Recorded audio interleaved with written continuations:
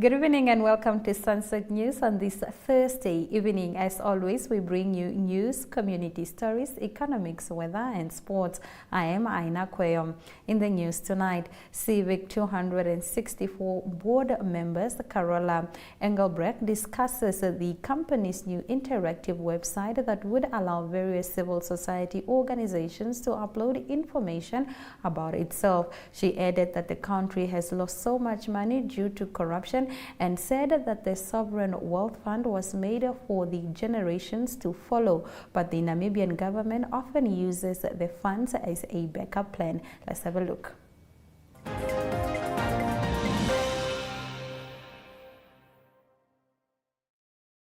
What money goes in there from that's our money, and what is it spent on? So there is a sovereign wealth fund bill that was shared with civil society last year, and Civic Plus 264 also had a consultative meeting with the Ministry of Finance. There were some inputs made in writing and also verbally, orally, and now this bill has been updated, and it went through other stakeholders. Of course, it's not only civil society, it's all the ministries, and cabinet is now sitting with it and seeing. We will have to see what do they approve of, and then it will come back to civil society, the public and everyone. And if it is at that stage, we will call you again so that we can discuss this bill before it goes to Parliament.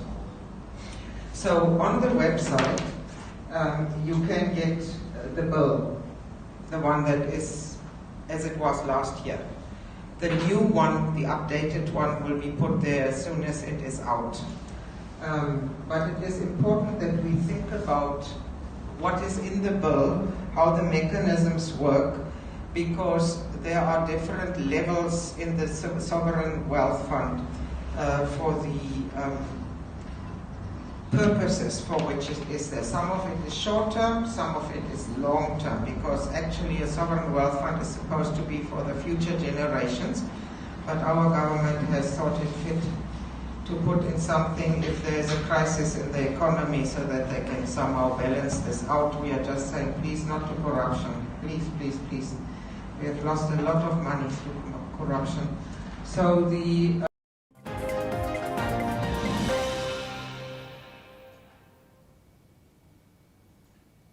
NEFF Commissar Michael Amushalelo's wife, Julita, opened up to the Namibian Sun and refuted claims by the Ventu Correctional Facility that Amushalelo was not being held in solitary confinement. According to Julita, the state wants to break the commissar and damage his mental health. My husband is kept in solitary cell, in other words, solitary confinement, unable to have any sorts of human contact with anyone. He gets 30 minutes a day to see a visitor, and the rest of the time he spends in a cold cell with only his thoughts. They want to make sure he breaks or loses his mind before letting him go, and this is why they are going above and beyond to keep him there. Solitary confinement can be lethal to mental health, she said. Amushalelo, alongside former affirmative repositioning founder Dimbulukeni Naoyoma and member of Parliament Ina Hengari, were arrested in March for counts of public violence, incitement of public violence and malicious damage to property. Amushalelo slowly fell from grace last year when attacked Amushalelo slowly fell from grace last year and was one of the richest forex traders in the country, then later joined the Namibia Economic Freedom Fighters and has been arrested several times because of his activism. According to Julita, the couple's business ventures have suffered severely as it is always targeted and under attack. Our businesses are forever being targeted, and being in politics complicates things for us. Every time he gets assaulted or arrested by the police, it sets us back, but he knew this would happen. When someone tells the truth, they need to be ready to suffer the consequences, because the government does not like people that enlighten others.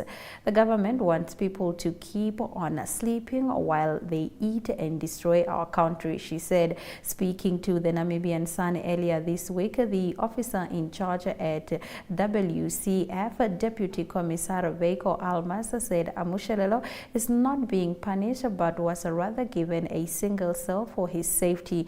Julita said she worries for her husband's safety after police officials said he was a high-profile inmate, and she feels hopeless that she cannot help him.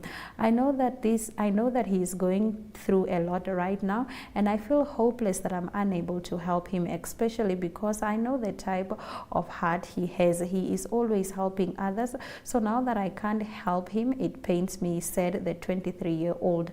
Now, with minimum access to visitor and time, Julita says she visits Amushalelo every time and is allowed, but every time it is allowed, but would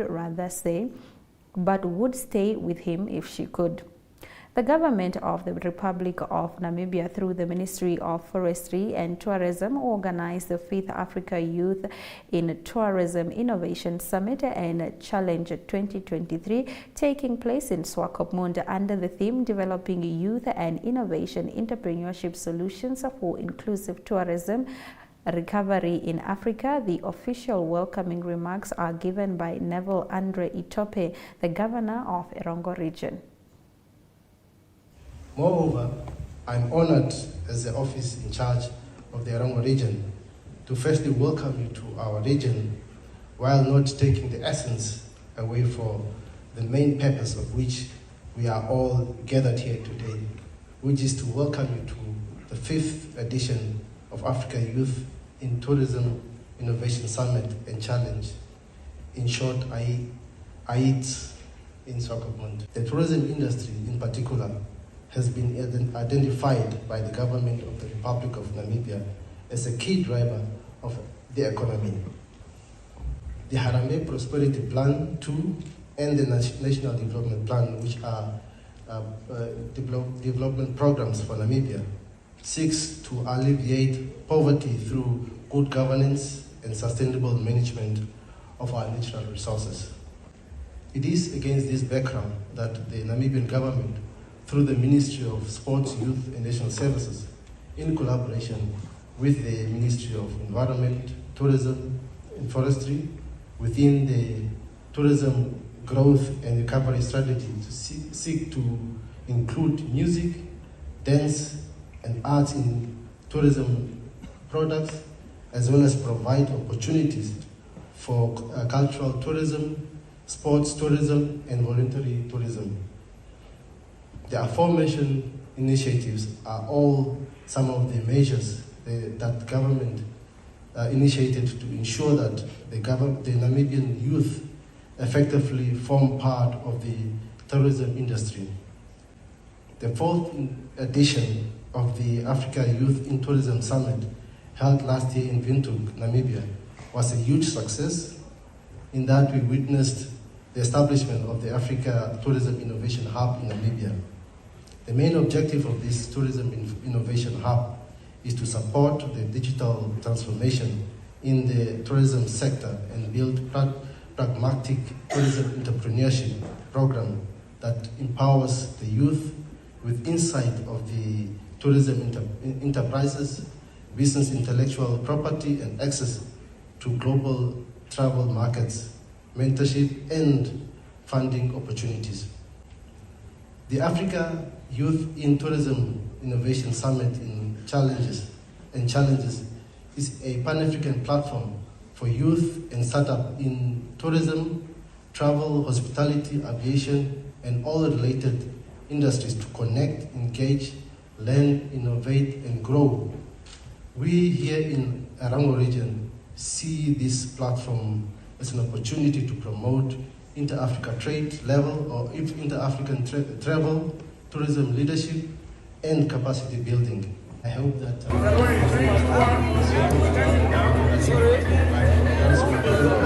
the Ministry for bringing us this event, and I thank you very much.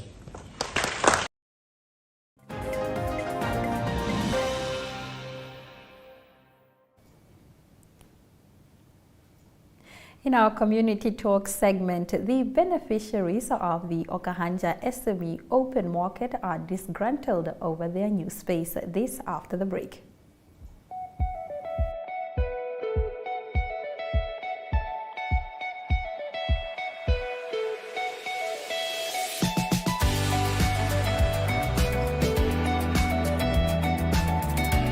To another exciting episode of Oneuptwo. Please die weer en vertel ook vir julle waar die vis julle mondstuk gaan byt.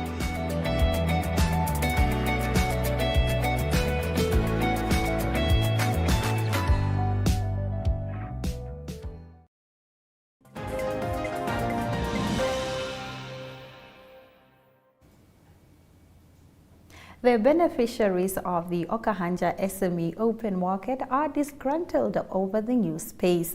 Representative of the micro entrepreneurs, Mara Chwadera, explains that they are dissatisfied with the stall sizes, lack of storage, no electricity, and no security. They request parking space for their customers as well as proper sanitation. Let's have a look. Yes, our beloved councillors, we are thankful for our municipality to build for us this open market because we are just waiting so long. But we are complaining about the new market in Okahanja. We read as a group of vendors in Okahanja writing this to complain about the new open market here to us. We disagree with moving into the new market because they are distant from the customers. The place is too small to occupy everyone, and the blocks allocated for selling are too tiny. Some of our products may not fit, and our customer movement is limited. Apart from that, there is no electricity, and the toilets are built too close to the selling blocks, so no proper sanitation. We are worried about the safety of us. Our project says there is no fence surrounding the market. We cannot even leave our products behind and lock them anyway. The other one says, if you across all over country of Namibia, our market have tables and chairs. They make it from stone, bricks, and it's also proper to a person to feel comfortable. And which car we going to carry all that table and chairs every day? You have a place, you have this place who is unsafe because if there are heavy rain or strong wind comes, where are we going? We agree the municipality of Okahanja to reconcile this and offer us wider open market with enough space for selling, parking of customer, movement free. The market should have storing rooms, a fence, and some to safeguard the place. We look forward to hear from you, your faithfully street vendors. Good morning. Good morning. Madam Chazera, good morning. Are you well? Let me stand on the protocol that was already observed. Your Worship, thank you very much. You and the leadership team of Okahanja. You know, it is very strange that you come and open a facility and then the beneficiaries say, no, we are not happy with this facility. So it's a bit awkward. But I think the most important thing when it comes to community development is collaboration, communication. There must always be communication between our leaders and the people that we serve. So that once we come and deliver products, we deliver these products at the sort of expectations that will make our people happy. And I think that is very, very important. We do not want to come in here at the inauguration of such a center that no, we wanted it elsewhere, or we wanted it fitted differently. I think at that point, it is too late, and it shows that there is a sort of breakdown between communication between those who serve us versus those who are served by us. And I think it is important that these lines of communication remain open. Having said that, we are very, very proud to present this facility today because it is a start. And I think it is important that as residents, we must appreciate what we are given. And we must then say, if this is what we have been given, how can we then go forward and improve it? And I think that is very, very important. So, Madam Chazero, we've heard you and the colleagues, and I think the concerns are very, very valid. What we must now do is hold hands and say, what are we going to do with this facility to make it better at the standards and expectations that our people want to see? And that is not going to happen by simply saying, no, we want this and we want that and we want this. We must hold hands and we must put action and make sure that what we want to see is actually materialized. So thank you very much for those comments. And we, as MTC, are very, very proud to have collaborated with the Okahanja municipality, because we know that these are the places in every town where dreams are built. We have mothers, we have fathers, we have brothers who come here very early in the morning to come and sell and do business. And with those proceeds, we are sending our children to school. We are taking care of our mothers, our parents. We are taking care of the sick ones. And we are also building this economy. So I think it is important that when our people speak, that we take them seriously, because these are the sort of businesses that builds this economy. Not the big businesses, I don't want to mention names, but this is where Namibian dreams are made, turned into reality. These are the people who sent us to school, who gave us an education, and we must take them seriously. So thank you very, very much. And we will, of course, continue to work together with the Okahanja municipality on other projects, but also to understand what the needs of the people are here. Because MTC belongs to you, to all of you. And please, I know some of you have taken Tamba and you haven't paid yet, so please do so. But we are very, very happy to be here and to serve you in the capacities that you want to be served in. So thank you very much for your continued support, and we look forward to doing more for you, because we are MTC because of you. Thank you very much.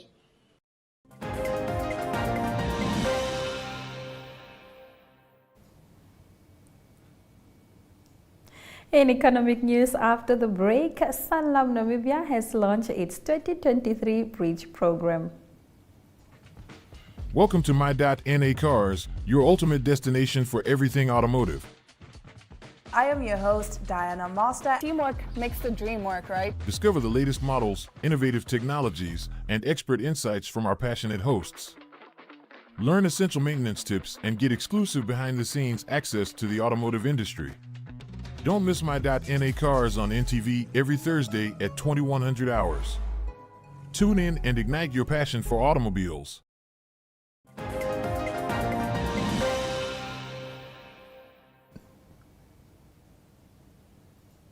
In our economic news tonight, Sanlam, in conjunction with the Namibia Investment Promotion and Development Board, is looking for innovative Namibian entrepreneurs who have exciting business ideas but lack the necessary financial resources to turn these ideas into reality. Sanlam will offer seed capital of 50,000 Namibian dollars.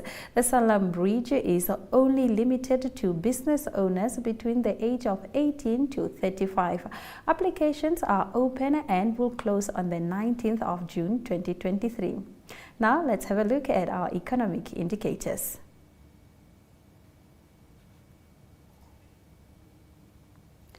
SMEs, MSMEs, businesses that start up, so that they have the opportunity to get seen in the future, get noticed in the future, by other institutions, by banks, by equity funds, by people like, Impact that can assist them further than what we've assisted them. And when I say buses, you're at the bus stop, bus comes and it goes. If it's your time to go with that bus, it's your time to go with that bus. If it's your time to be where you're supposed to be and wait for the next bus, and that's the idea. So I think it just fits very well with the concept that we want to have to really bridge that gap so that startups can have the opportunity to be noticed and also so that companies can feel that they are trusted to give them funding, for example, or to give them any other training that they need as a sort of startup.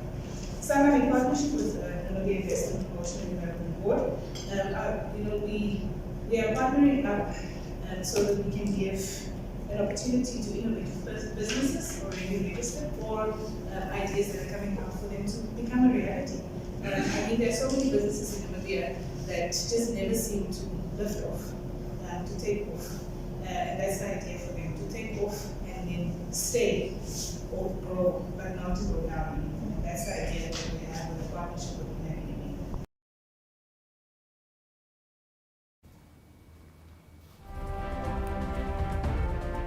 The Namibian dollar trades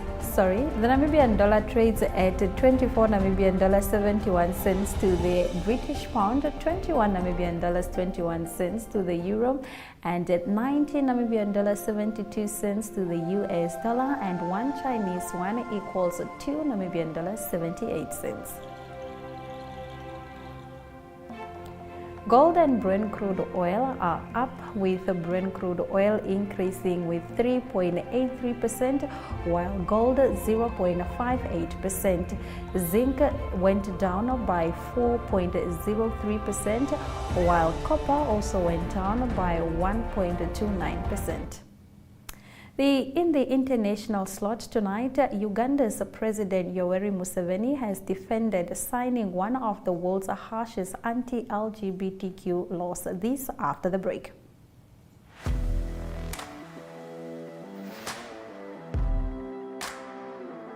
Hello and welcome to today's Sports Rep Show. I am your host, Jesse Jackson Kauraifa.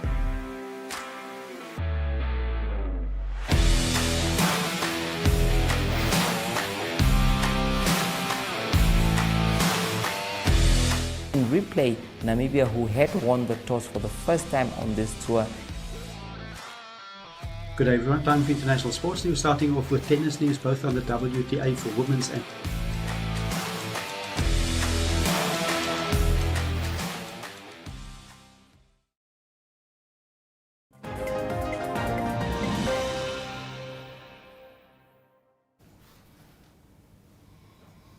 Uganda's president has defended signing one of the world's harshest anti-LGBTQ laws. At a meeting of his National Resistance Movement party, Yoweri Museveni said the legislation, which includes the death penalty, was needed to prevent LGBTQ community members who were disorientated from recruiting others. The law imposed capital punishment for so-called aggravated homosexuality and a life sentence for same-sex intercourse. A 20-year jail term can be handed down for the promotion of homosexuality. The legislation has triggered widespread Western criticism, including threats by U.S. President Joe Biden and others to cut aid and impose sanctions. Homosexuality was already illegal in Uganda, a conservative and deeply religious country where members of the LGBTQ community already face criticism and harassment by security forces. Coming up next, the weather. The signing is finished, nobody will move us. Uganda's president has defended signing one of the world's harshest anti-LGBTQ laws. At a meeting of his National Resistance Movement party, Yoweri Museveni said the legislation, which includes the death penalty, was needed to prevent LGBTQ community members who were disoriented from recruiting others. It's not genetic, it's not hormonal, it is psychological disorientation where somebody, because of some experience, hates the people he should love and love the people he should not love. It's a type of like a sickness. The law imposes capital punishment for so-called aggravated homosexuality and a life sentence for same-sex intercourse. A 20-year jail term can be handed down for the promotion of homosexuality. The legislation has triggered widespread Western criticism, including threats by US President Joe Biden and others to cut aid and impose sanctions. If they cut aid, we shall sit down and discipline our expenditure.